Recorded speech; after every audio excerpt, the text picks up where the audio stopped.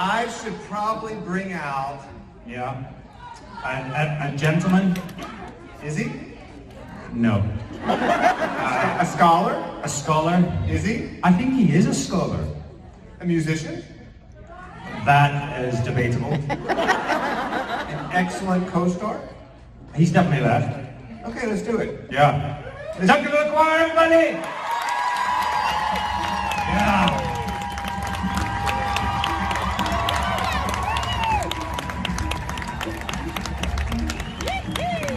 What's up, brother?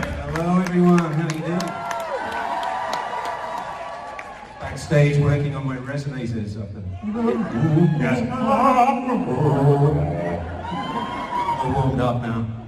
I have only one question for you guys, and then I'm going to turn this over to Sam Levine, who's going to take over from here for me.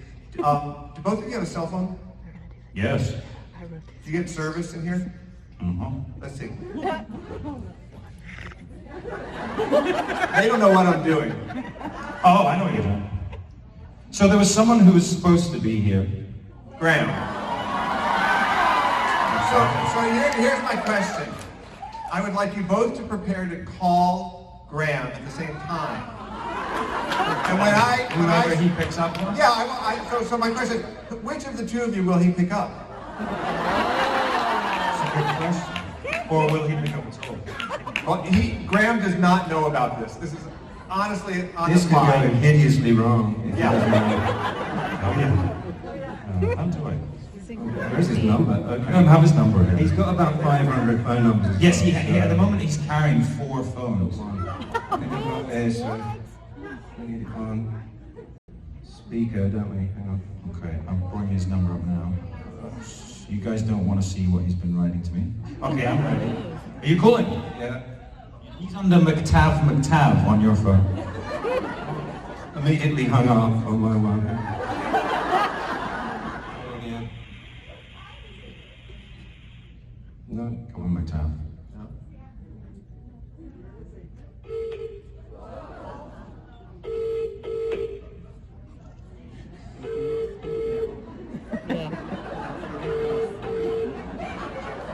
It's Saturday, he's not working. Hello, mate, how you doing?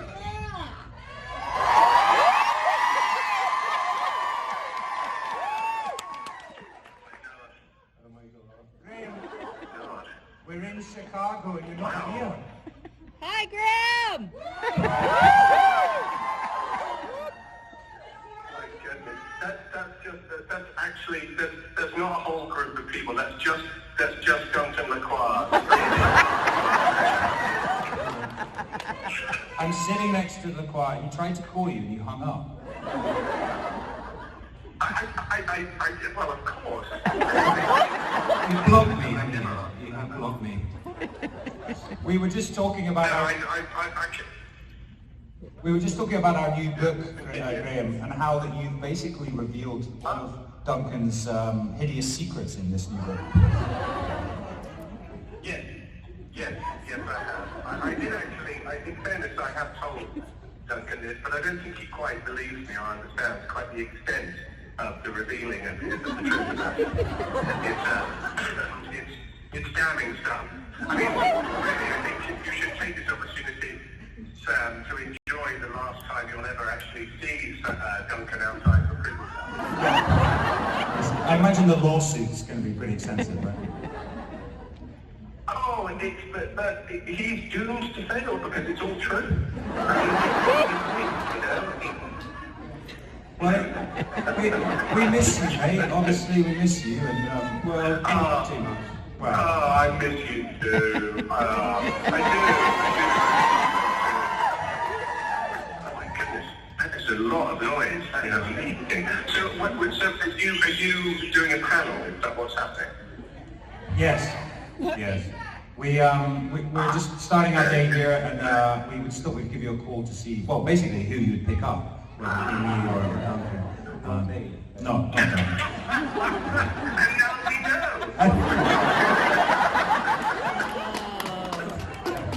He did a... Mate, we hope you're well, and I'm sorry you couldn't make it. Thank you. And look up. So we know, obviously, you're quarantining, you know, in a really safe environment. Probably, I don't know what, like a 5-star hotel. Or... Oh, it's a box. It's a type. I basically built myself a small box and nailed myself shut in. It's good.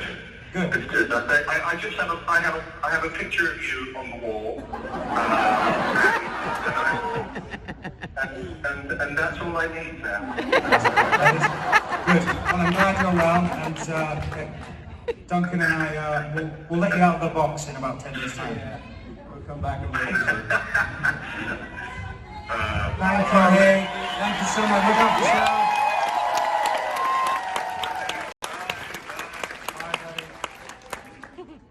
I'm surprised he did that. It's amazing. Yeah. I've never spoken to him on the phone. That's why I can't be surprised. Okay, I'm now going to turn this over to Sam Levine, who's a much more interesting interviewer. Sam, Oh, you did a good job. Thank you, Steve.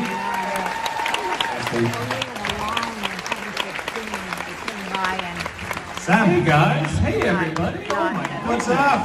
Oh, hello, gents. I'm going to sit on these trivia questions for later. Yeah, I guess I must have won a contest or something that I get to come out and ask you my Outlander questions. But here's what first off, this show has, in my opinion, educated a generation of Americans on European, Scottish, British, French history that genuinely most of us did not know. So, tell me I'm wrong. So, how familiar with this history are you guys? I imagine, like here, it's American history, unless you guys grew up with this. How do you feel about being educators of that sort? Yeah, I think because, you know, obviously the American Revolution is not really something that's taught in UK schools. Weird? I know. And I think for both of us, you know, it was really interesting to sort of see that, to see obviously the device that the writers had as well by putting us on opposing sides.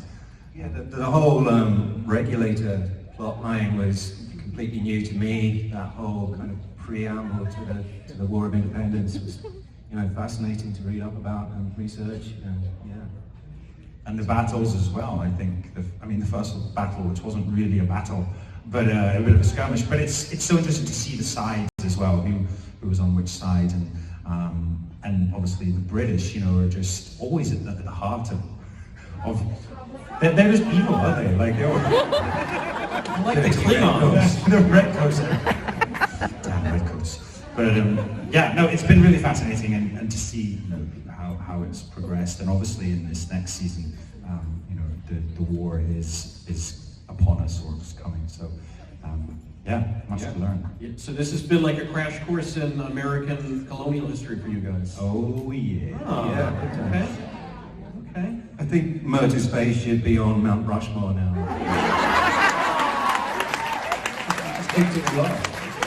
It was. It's all Murder's fault. It's all Murder's fault. The old coot, yes. Yeah, and the Native American side of it's been really interesting. Absolutely. I never knew anything really about that culture, and I'd love to know more. And we had 2 years ago, and then this year as well, we had a large group of Native Americans come over from Canada, and they're just so fun, so vibrant. I do have my chain on, yes. I have a chain that I was given by an actor called Glenn Gould, who's he plays the chief in this season, and we were always laughing because he was supposed to be bear killer, and he gave me a bear chain, which I love. Yeah. Wonderful. Do you have a chain anywhere? I don't. No, just a. Would you be chained to me, maybe? Well, my options are always open. So you guys, obviously, as you just mentioned, we're in colonial America now, but it's my understanding you shoot the colonial America scenes in, is it Glasgow or? Yeah, not too far out of Glasgow. Everything is shot in, basically. Cumbernauld Glen is one of our favourite spots, not too far from the studio. You know, we've got something here in the States. We call it Colonial Williamsburg. Are you guys familiar? No? Oh, it's wonderful. So they get these out-of-work actors to dress up in period that's clothing. me. Yeah. Oh, no. It's very different. It's very different. So we could go work there after Outlander's Son. I think they would see a boom in business, my friend. Without a doubt. Good, some work. Okay. All right. Well, I'm glad we got that set up. I'll make some calls for you guys.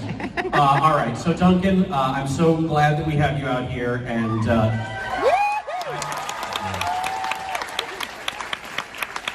I want to say, spoiler alert, if you're somehow not caught up on this last season, but let's get real. So obviously, everyone familiar with the books knew that Murtaugh met his end a little sooner in the books than he did in the series. So I'm wondering, when the Battle of Culloden happened, was that a conversation you had with the producers where they said, no, good news? Everyone dies. Everyone dies but you. You're immortal. Yeah. I kind of found out as we were filming season 2, one of the exec producers, Ira Bear at the time, said that they wanted to keep the character going for various reasons, just because so many of the characters had gone by this time that the 3rd season came around, that they wanted some kind of continuity for the fans. And there was plans to bring him back a lot sooner. There was a really cool storyline where they discovered him in the West Indies. And that's right. Yeah.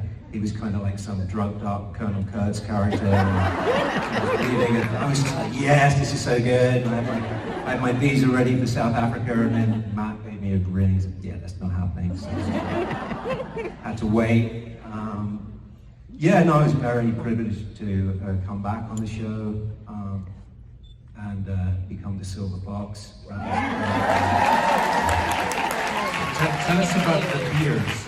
Oh, yeah, well, there's a whole lot of like different makeup decisions. The first wig they were going to get me to wear was just kind of like gnarly, and my vanity wouldn't let me do it. I wanted to look like Sam Elliott, basically, with a nice small mane. So I just put my foot down, and then luckily Mara was on board, so the famous wig came out. But for some reason, the beard, they would paint this side of my beard, but then attach a little, what I named Granny's muff.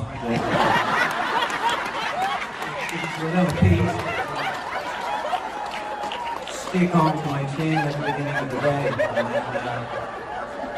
As the day progressed, inevitably it would just start flapping in the wind.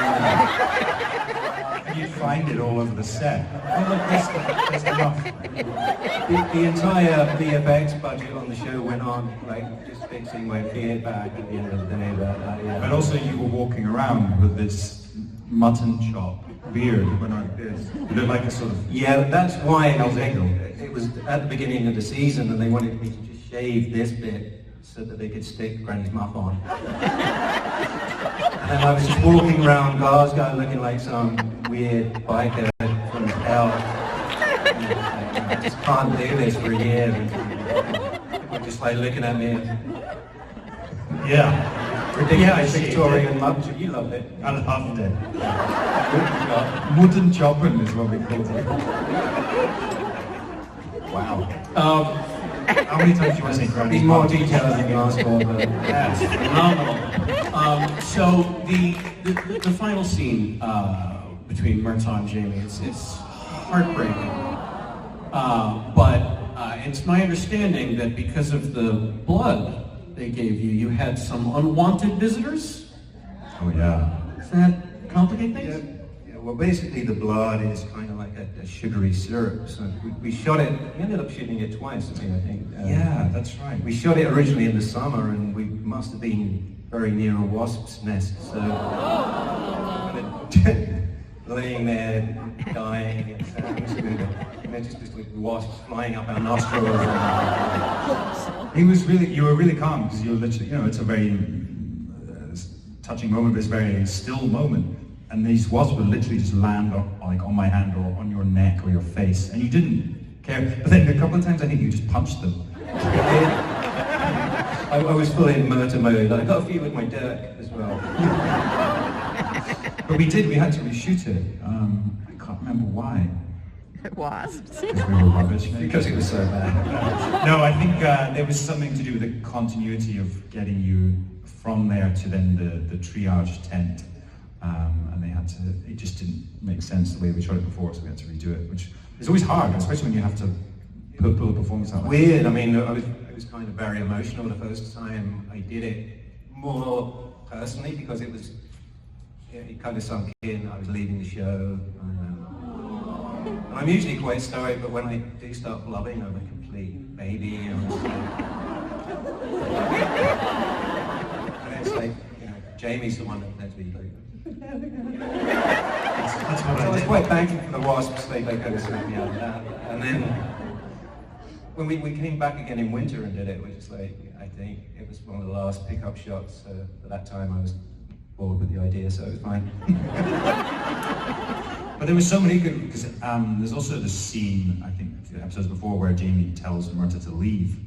It's dangerous. And I just think that we got some really great stuff to play there. I think, obviously Jamie's a great character, but to have this emotional link and that's pulling him in a different direction is really important. And I think it was great for us to play it, wasn't it? Yeah, I think one of the good reasons that the character came back was to make that kind of regulated storyline more juicy, especially for your character. I mean, I know you were really keen on that image of Jamie appearing in the red coat, which was so striking, such a and then taken as a whole, because I didn't, you kind of approached the part scene by scene, but now I've had a bit of time to think about it.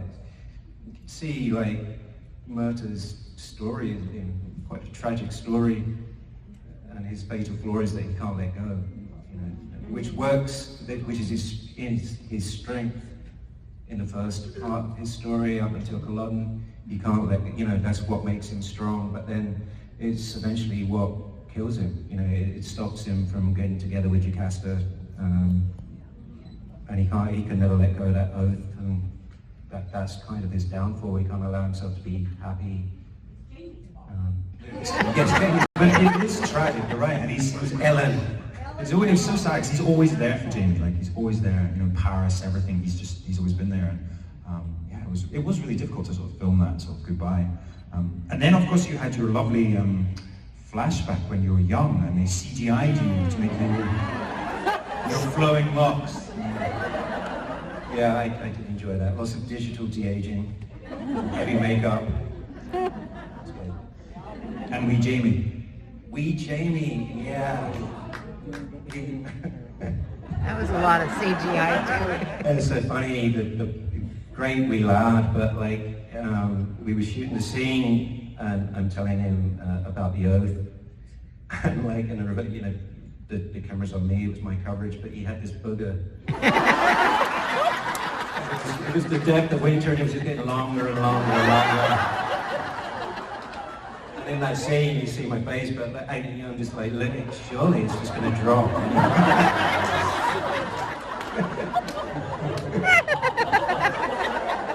I'm mesmerized by it. Well, this brings me to my next question. Who's got the longest mover? Who has a tissue? I've heard several of the cast talk over the years about how you guys want to find the humor, both on set and in little moments, because it's so important to you, because so much of what you're shooting is upsetting, can be tough to watch. So how important is it for the cast to have humor in between scenes, especially when you're shooting the heavier stuff? Yeah, I mean, I think we've all got a kind of ridiculous sense of humour, and because we've all got to know each other, we share that, especially at McTavish as well, actually, it's ridiculous. Yeah, but it is important, and I mean, I think we always had a good laugh. Who else is? I think it just happened naturally, didn't it? Some atmosphere on set can be quite serious, but we all had that kind of sense of humor from the get-go, so that set the tone for the... I was just constantly trying to make Graham laugh just before he went on stage. And he does, he cries with laughter. I also remember your told, because you also, Simon Callow, who played Sandringham, yes, thank you. My brain. He was terrified of you. I traumatized him, yeah. So you went out of your way to scare him. I think I was just, that was one of the scenes where I felt like I was trying to get quite method about it. I don't know why, but originally there was a lot of Gallic. He comes in and he says all these Gallic lines, and I memorized it. I really wanted to use it. And then I think Ron said, no, ditch that, but I just did it anyway. But I was going out and just listening to like gangster rap and then coming back in, and I wasn't talking to anyone. And Simon Callow just, oh yes, I did this. And then I ended up just like shoving him around the place, and then a little mattress to fall onto him, and I was spitting. And then inadvertently I was actually spitting on him. And by the end of the day he was just like laying there. I think he went up to Wendy, didn't he? He goes, Sam's a wonderful chap, but I think that Duncan is a psychopath.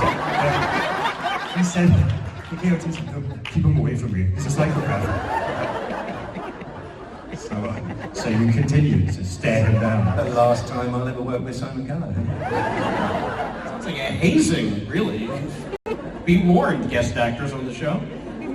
So I wanted to ask you guys about deleted scenes, because most TV shows, as you mentioned before, they shoot so fast because they want to cram everything in and get it all done. But this show is so dense that there's quite a bit that's wound up on the cutting room floor.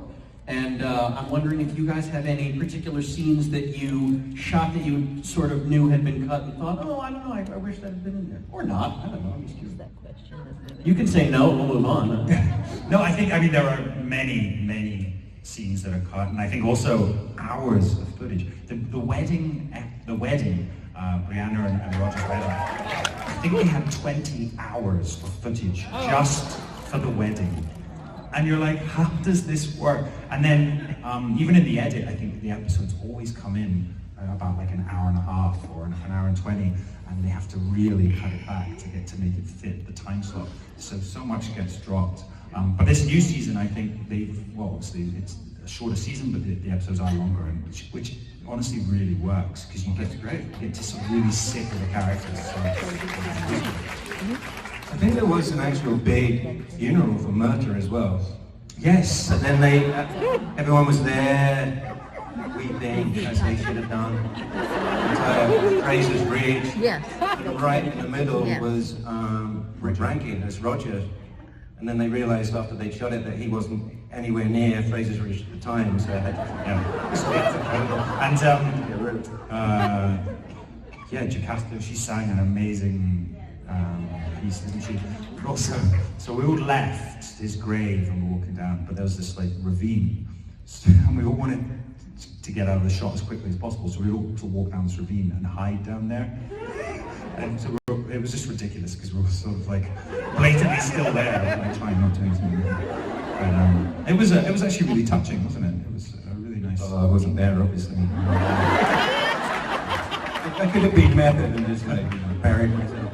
I mean, I also realised this last season we were shooting for the first day or two, and I actually always like to look out and you see Murta's grave isn't there. I was like, where's it gone? And I think they'd forgotten to put the grave there. So I emailed him and I was like, oh, he's not there. And it appeared the next day, it was there. It's just a flesh wound. It's not really dead.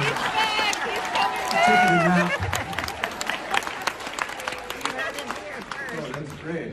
So, all right, stepping a little bit away from Outlander, you two as people, you're both pretty learned gentlemen. I know, Sam, you already have 2 honorary doctorate degrees. Yeah, but I did nothing for them. You know what? In America, you say doctorate. We don't need to know the other context around it. It's fine. And Duncan, you are pursuing degrees as well in philosophy and psychology.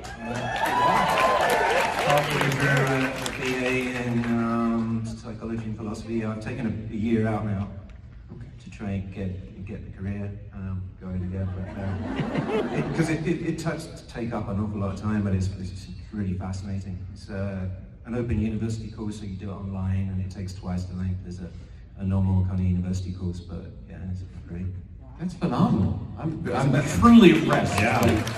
Actors are always, oh, he's just an actor. But no, you guys are you're doing it right. Very impressive. You're going to have to teach us That's time I learned how to read, basically. There's no pictures, are there? So Duncan's getting a degree, and you and Graham are drinking your way through all of. I want to talk about Men in Kilts, man. Yeah.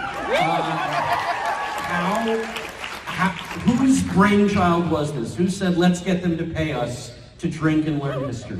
Yeah. Well, I think, I had this idea. I wanted to do a documentary in Scotland. Graham had an idea years ago about one, and we were talking about, projects we had coming up, and we realized that we both had a similar idea. And then I went back to Scotland, and I thought, why don't we just do it? Pull the crew together, and we shot, 3 weekends, 5 days, and got the sort of material that we then took to Stars and so forth. And they took it, which was great. So That's great. Yeah, Such a fun show. Paid for us to drive around Scotland and have a good time. But it's been so rewarding. It's been so fun. And it's obviously spawned Clanland's book as well, which has been great. So, he is. He's a great travel companion, isn't he? And he's reliably grumpy and He's an inveterate coward, basically. yes, he's an absolute coward. Yeah, that show wouldn't work if you two got along. It really wouldn't. Yeah. There's no conflict. There was a great deal of things that I wanted Graham to do that he refused point blank. Oh. Like kayaking or sort of anything where there's any sort of physical danger. Well, I know he has never been so pleased in his life when he beat you at the hammer throw. Still to this day. I don't get the end of it. Yeah. Wow. Okay. My question for you, Duncan, I'm a great big fan of yours, and I would bankroll any project you'd like to make. I know you want to make Othello happen, because you want to be Iago, is that right? Oh, wow. You want to be Iago in Othello? Yeah, that was always... I was kind of one of the plays that got me interested in acting in the first place. I just love that character. I love the fact that he never really, at the end, explains why he does what he does. It's always kind of... It's just a really fascinating play, and I'm desperate to play a really evil person. I think you'd be good at that. Yeah.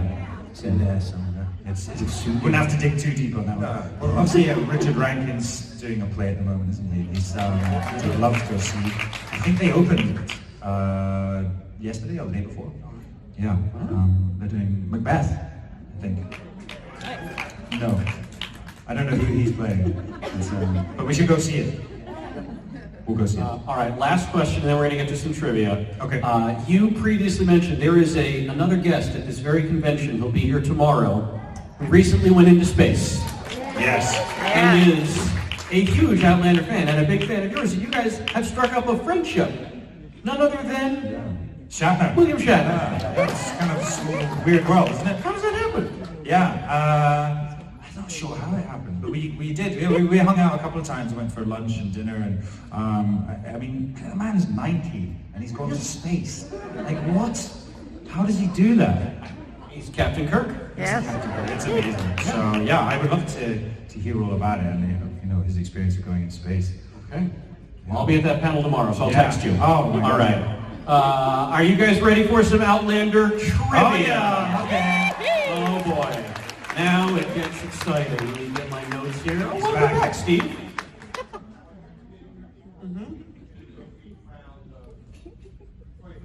Okay, great. Okay. There'll be finger pointing. So I need some players to join me on stage, please. No. These were, unfortunately, there was a contest or something ahead of time. Please don't be angry at me, ladies. I just read what's on the page. Colleen, Christy, Lindsay, and Jan. I believe you know who you are. Please make your way to the stage. While they're making their Or way, to the side stage. while they're making their way, I've got a quick round for these two guys. Oh boy. You can either just point fingers, yourself or the other. I don't need a comment. Okay. Who's most likely to be late to set?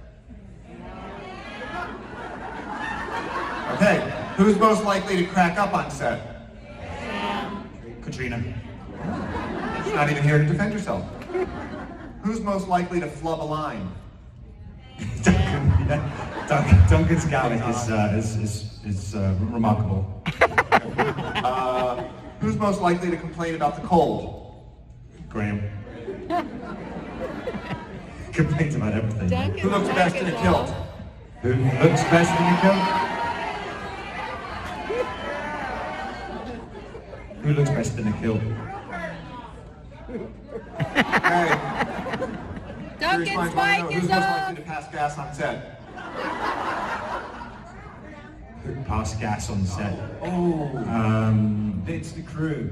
Yeah. It's always the crew. It wasn't any of us. There's a focus puller, and it's a constant. Who's most likely? Constant flatulation. Who's most likely to take the longest in the makeup chair? It's probably me. I have the most makeup. Well, you took quite a while. Silver Fox takes Yeah, a the long Silver time. Fox takes a while. Who's most likely to help an old lady cross the street? Depends if she's got the muffler on. No, like carrying.